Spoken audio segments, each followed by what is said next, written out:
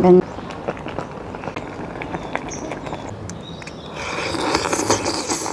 Hello ka-umami! Gawa tayo ng kimchi soup.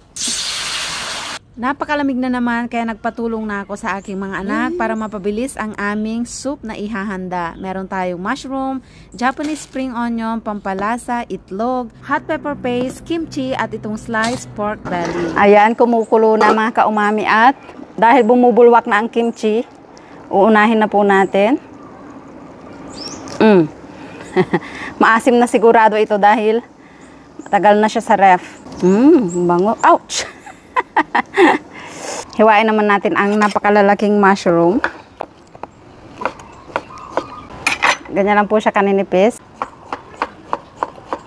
Lagay na natin. Ang laki, tignan nyo. Parang paa ng mga anak ko.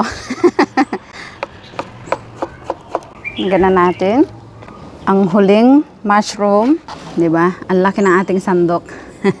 Susunod itong ating Japanese spring onion. Hatiin lang po natin ng yung kayang-kaya nating isubo. Lagay na natin yung matitigas na part. Yan. Yung mga dahon-dahon, mamaya natin ihuli natin. Wala pa po kasi yung aking asawa. Pauwi pa lang yun. Tamang-tama pagdating niya, luto na ang ating kimchi soup. Yan.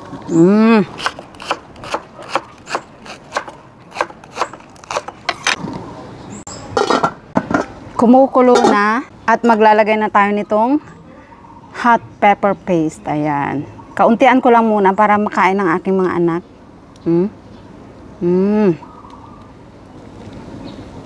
Okay na yon muna. Of course, ang ating tofu. Hatiin lang po natin sa gitna. Hinati ko lang siya ng ganyan.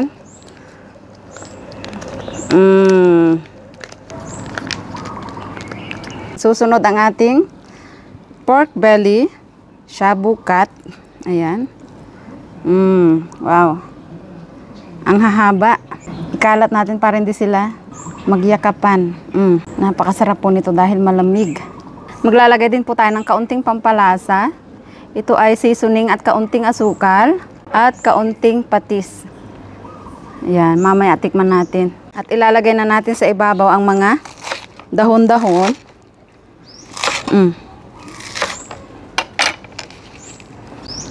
Ganyan.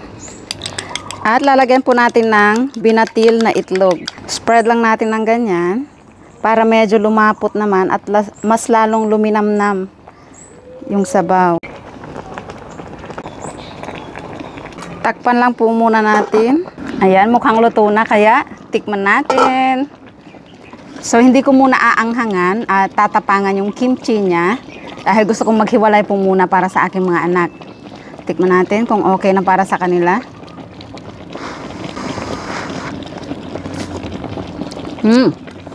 Tamang-tama, hindi pa maanghang, hindi pa maasim-asim, at hindi pa masyadong maalat. Maghihiwalay na ako at mamaya dadagdagan natin ng mga kimchi para sa aming mag-asawa. Ihihiwalay natin para sa mga bulilit.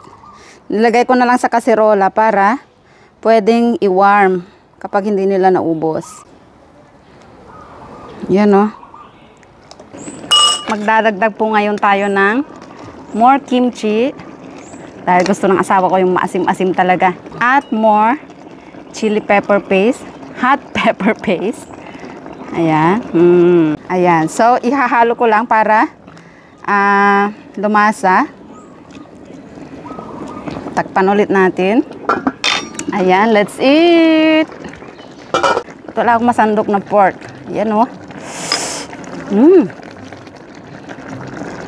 Masarap po itong kainin with kanin. Kaya lang mamaya, papakin ko muna. Hinaan ko na yung apoy dahil baka ma-overcook. Tikman na natin. Ang lapot.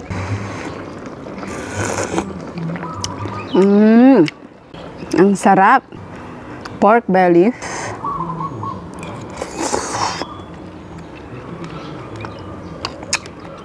Ang sarap. Hindi pa siya ganun ka-spicy. Pero maasim na.